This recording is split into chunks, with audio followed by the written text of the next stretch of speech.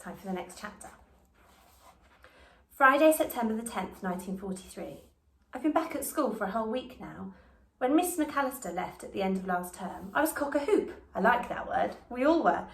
She was a witch, I'm sure she was. I thought everything would be tickety-boo. I like that word too. Just perfect, I mean. I was so much looking forward to school without her. And who do we get as a head teacher instead? Mrs. Bloomers Bloomfield. She's all smiles on the outside, but underneath, she's even worse a witch than Miss McAllister. I know I'm not supposed to say worser, but it sounds worser than worse, so I'm using it. So there. We call her Bloomers because of her name, of course, and also because she came into class once with her skirt hitched up by mistake into her navy blue bloomers. Today, Bloomers gave me detention just because my hands were dirty again. Lily Tregenza, I think you're one of the most untidiest girls I have ever known. She can't even say her words properly. She uses zinc instead of think and D instead of the. She can't even speak English properly, and she's supposed to be our teacher. So I said it wasn't fair, and she gave me another detention. I hate her accent. She could be German. Maybe she's a spy. She looks like a spy. I hate her, I really do. What's more, she favours the townies, the evacuees. That's because she's come down from London like they have. She told us so. We've got 3 more townies in my class this term, all from London like the others. There's so many of them now, there's hardly enough room in the playground. There's almost as many of them as there are of us. They're always fighting too. Most of them are all right, I suppose, except they talk funny. I can't understand half of what they say. And they stick together too much. They look at us sometimes like we've got measles or mumps or something, like they think we're all stupid country bumpkins, which we're not.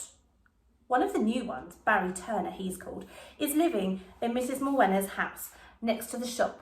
He's got red hair everywhere, even red eyebrows.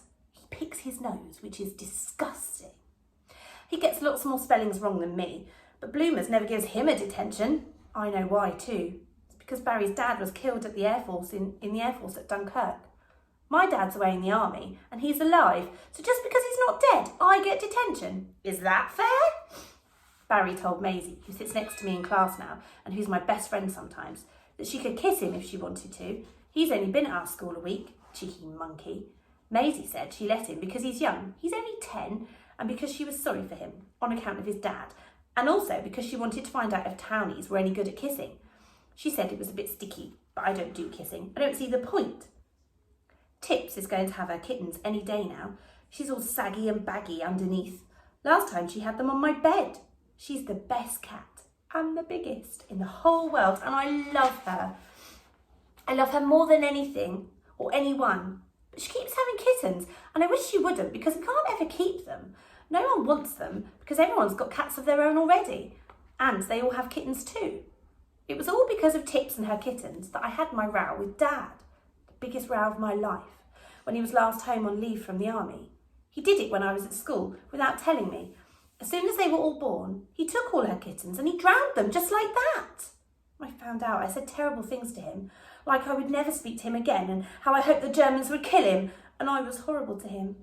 I never made it up with him either. I wrote him a letter saying I was sorry, but he hasn't replied. Oh, I wish he would. He probably hates me now. I wouldn't blame him. If anything happened to him, I couldn't bear it, not after what I said. Mum keeps telling me I shouldn't let my tongue do my thinking for me. I'm not quite sure what that means. But she's just come in to say goodnight and blow out my lamp. She says I spend too much time writing in my diary. She thinks I can't write in the dark, but I can. My writing may look a bit wonky in the morning, but I don't care. Sunday, September 12th, 1943. We saw some American soldiers in Slapton today. It's the first time I've ever seen them. Everyone calls them Yanks. Don't know why. Grandfather doesn't like them, but I do. I think they've got smarter uniforms than ours, and they look bigger somehow. They smiled a lot and waved, particularly at Mum, but that's just because she was pretty, I could tell. And then they whistled. They don't say hello, they say hi instead, and one of them said howdy. And he was the one who gave me a sweet, only he called it candy. I'm sucking it now as I'm writing. It's nice, but not as nice as lemon sherbets or peppermint humbugs with the stripes and chewy centres.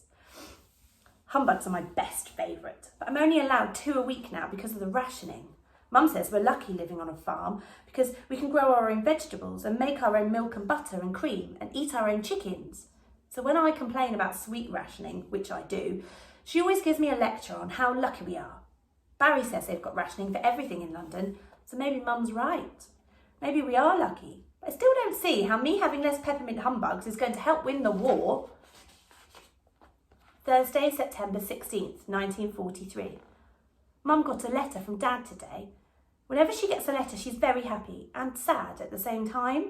She says he's in the desert in Africa with the 8th Army and he's making sure the lorries and tanks work. He's very good at engines, my dad.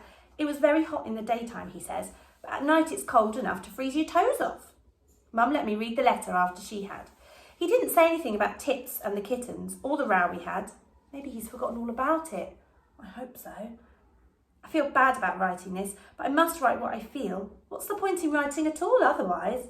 The truth is, I don't really miss Dad like I know I should, like I know Mum does.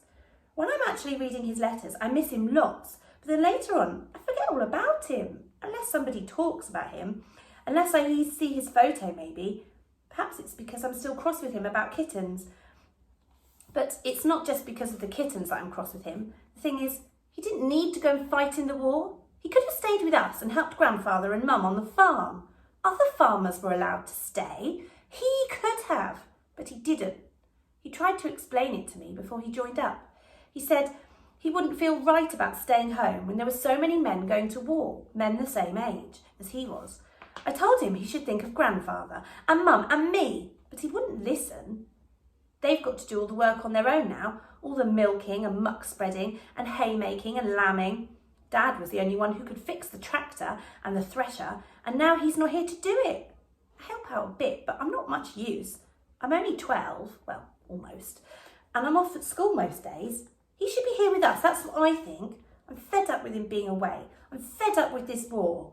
We're not allowed down to the beach anymore to fly kites. There's barbed wire all around it to keep us off, and there's mines buried all over it, and they've put horrible signs everywhere warning us off. It wasn't much use to Farmer Geoffrey's smelly old one-eyed sheepdog who lifted his leg on everything he passed. He wandered onto the beach under the wire yesterday and blew himself up. Poor old thing.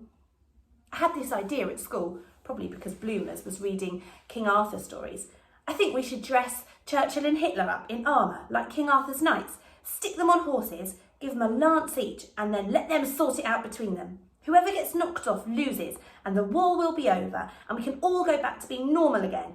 Churchill would win, of course, because Hitler looks too weak and feeble to even sit on a horse, let alone hold a lance. So we would win, and no more rationing, all the humbugs I want, and Dad could come home and everything would be like it was before. Everything would be tickety-boo. Friday, September 17th, 1943. I saw a fox this morning running across the south field with a hen in his mouth. When I shouted at him, he stopped and looked at me for a moment, as if he was telling me to mind my own business. Then he just trotted off, cool as you like, without a care in the world. Mum says it wasn't one of her hens, but she was someone else's hen, wasn't she? Someone should tell that fox about rationing, that's what I think. There's a lot of daddy longlegs crawling up my window, and a butterfly. Hang on, I'll just let them out. It's still light outside. I love light evenings. That was a real admiral butterfly. It was beautiful, supreme. Mum and Grandfather are having an argument downstairs. I can hear them. Grandfather's going on about the American soldiers again. Ruddy Yanks, he calls them.